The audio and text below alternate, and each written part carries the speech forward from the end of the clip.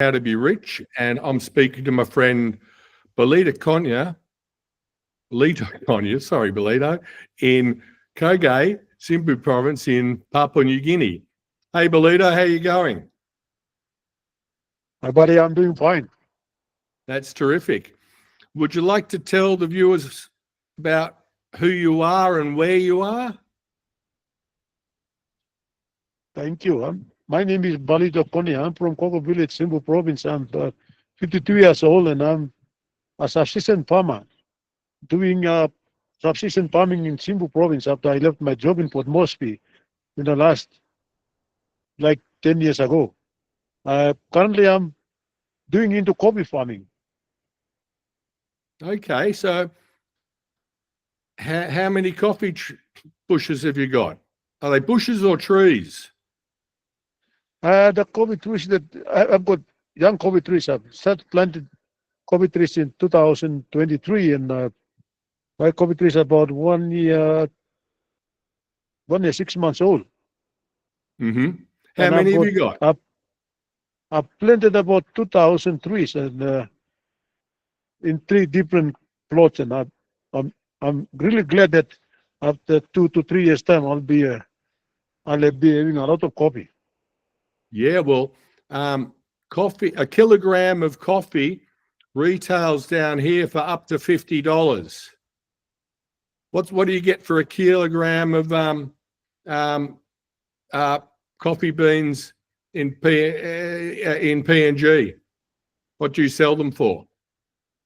The parchment, the dry parchment having the factory dough is about 12 kina per kilo the current market, and the green bean the price export price I couldn't know.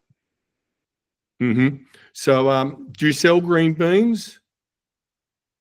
Well, it depends on its farmers. And otherwise, we sell a parchment to the dry parchment to the factory owners, and they do the green bean, and they export it overseas. Okay, of course. You naturally dry it on the ground, don't you, for the first dry? We do spread it on the ground and sell. We undersell, and we after 2 to 3. I mean, once the coffee is dried enough, we bring it up to the factory and we sell it with the factory door. Okie dokie. Like And that's there you get 12 a kilo, and that's like what, $5 a kilo. That's you have to make a lot, produce a lot of kilos, don't you? Yeah, so you have to. Yep. How much would a mature bush? How many kilos would a mature bush give you? Pardon? How much would a mature bush give you in kilograms? Oh well, it's all entirely depends on the number of trees of coffee that you have can give you that can give you many berries where you can pick it up and that will boost the kilo. Okie dokie. Koge and Simbu are so beautiful. You know, it's a mountainous province. You're at 4,000 feet. Do you get many tourists? Basically, no, not at all. But we have many tourist attraction places where people are waiting around. Like we have 2 guest houses. One is Paramara Guest House and one is Kokataben. We are trying to attract tourists in, but we have to do some tourism marketing.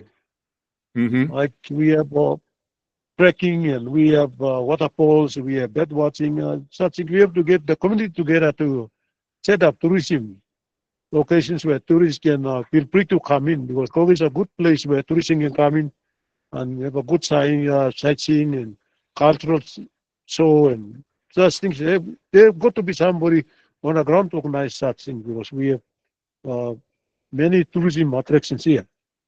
Yeah. Well, what about going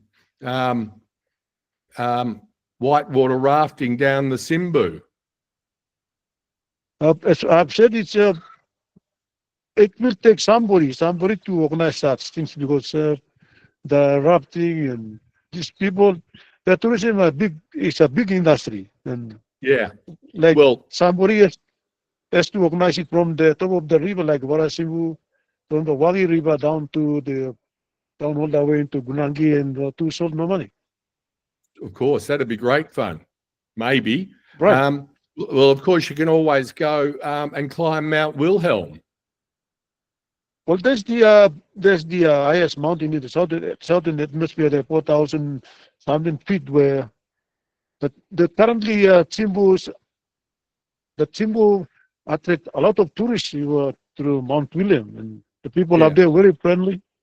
The mountain is there's what I call it place where attracting a lot of tourists ever since. Yep, and you'd probably go to Betty's place for that, wouldn't you? Hello?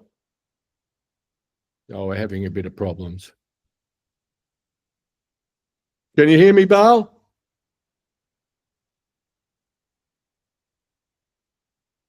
No. Well,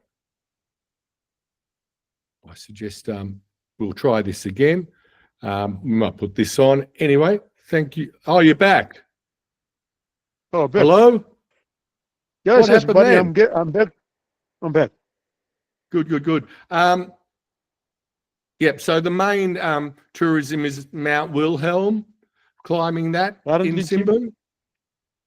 In Simbu, the Mount William, and we have PNG Islands Trek and Tour. There is a company operating. The company is from the next village to Kobe, and they are doing a great job. They're doing great job in promoting tourism and Mauberema conservation and cultural show, especially in Sinisine and Simbu. There are a lot of other groups who are attracting tourism into Simbu too. Yep. And what there for village stays in a typical village house? Or a bit more modern. They are building some buildings, but currently they have a trek and tour where they book tourism in. They take them around visiting sites and taking them back to the hotels and such things. Oh, good eye. And your Jocelyn's at university now. She's your first child to go to university? That's right. She's my second born, and the first one is obviously having an hemophilic, and Jocelyn is privileged to go down to university, and she's the first child to go down. You must be very proud. Well, of course, I'm a very proud father. And you've got a few more kids as well. And yeah, I met some of them. Right. Not all of them. You haven't met your name, but other kids are all in primary school. No, not yet. You'll either have to come down here or I'll have to go up there. But I'm looking forward to going back. What do you think of world affairs at the moment? Pardon? What do you think of what's going on in the world at the moment?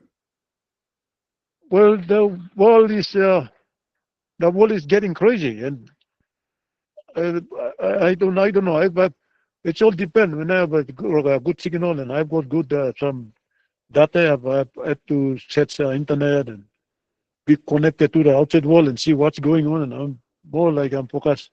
I see what's going on outside, and the world is getting crazy. Yeah, it's true. Yeah, it's a violent place out there, isn't it? Well, most of the places are getting out of hand, like wars everywhere, and people are not like I don't know how to describe.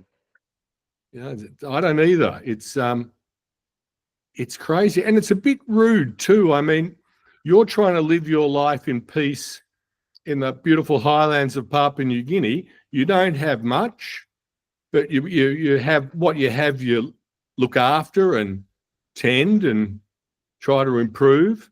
And countries around the world are threatening to use nuclear weapons. It's a bit rude, isn't it? It's really, really rude. And like most of the people here, we are not getting used to getting out information from the outside world. So most people in the rural areas, they don't know what's going on outside from the outside world. Mm. Well, Yeah. that's the same with everyone around the world. You hear one version of everything, and it's rarely the truth. That's because all the spin that happens in capital cities around the world. So what have you got planned for today, for the rest of the day? Well, like normal, in the morning I've been to Sunday set service, and I'm back. And excuse me, like today is Sunday, so we'll be resting. All families will be resting in the house, and then by tomorrow, Monday, weekdays, there's no other things to do. Then we'll go to the garden and clean my coffee garden, doing some bit of garden to sustain us. Yeah.